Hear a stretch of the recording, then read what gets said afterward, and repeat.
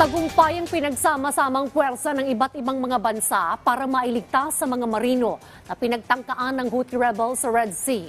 21 rito ay Pinoy seafarers na ngayon ay nakauwi na sa bansa. Yan ang ulat ni Sujin Kim. Laking pasasalamat ng 21 Filipino seafarers na sakay ng MV Tutor na nakauwi na sila ng Pilipinas matapos ang naging pagsugod ng mga Houthi rebels sa Red Sea. Kwento ng kapitan ng barko, napakabilis ng mga pangyayari.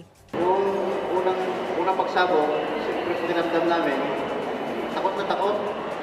Actually, pang-apat na araw ko lang sa barko yun. Nagsani puwersa ang ilang bansa para sa rescue mission noong June 14, alas 10 ng gabi. I think ito ang pinakamabilis na pag-uwi at pag-repatriate ng mga seaman in crisis. No? Ito, araw lang ang binilang natin at naibalik. Ayon sa DMW, ang mga Filipino seafarers ay tinanggap ni Philippine Ambassador to Bahrain na si Anne Halando Onluis noong Sabado sa Port of Manama sa Bahrain. Sakay ng isang US Navy ship at kasama ang DMW Labor Attaché na si Hector Cruz sumakay ng eroplano kagabi. Matatandaan na inatasan ni Pangulong Ferdinand R. Marcos Jr. noong Biyernes ang lahat ng kinauukulang ahensya ng gobyerno na dalhin ang ating mga Filipino seafarers sa kaligtasan na nagresulta sa matagumpay na rescue operation. Humiling ng tulong ang mga tripulante kay mahal na Pangulong Marcos para sila po ay masagip at hindi po nagtagal. Sa loob ng 24 hanggang 48 oras ay nakarating ng Bahrain at patuloy na po dito sa ating mahal na bayan. Sa ngayon, may isa pang Pinoy ang nananatiling nawawala sa barko. Pero patuloy na nilolocate ng ahensya para mailigtas. Ayon kay Kakdak, nasa engine room umano ang nawawalang Pinoy nang umatake ang mga drones ng Houthi rebels.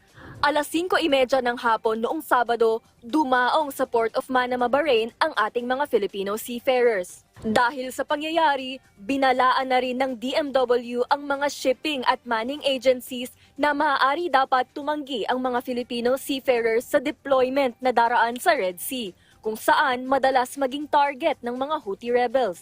Yung aspeto ng right to refuse sailing, nandun yon sa level ng kapag nagpatuloy siya at dapat mag-secure ng kasiguruhan na hindi labag sa loob ng isang tripulante. Direktiba sa mga ship owners na mag-divert ng kanilang voyages away from the Red Sea and the Gulf of Aden. At ayon sa ating impormasyon, more than 50% of ships indeed carrying Filipino seafarers indeed have so diverted.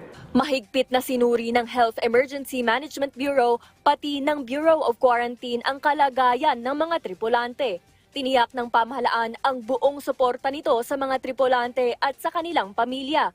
Pati matrikula ng kanilang mga anak ay susuportahan ng gobyerno.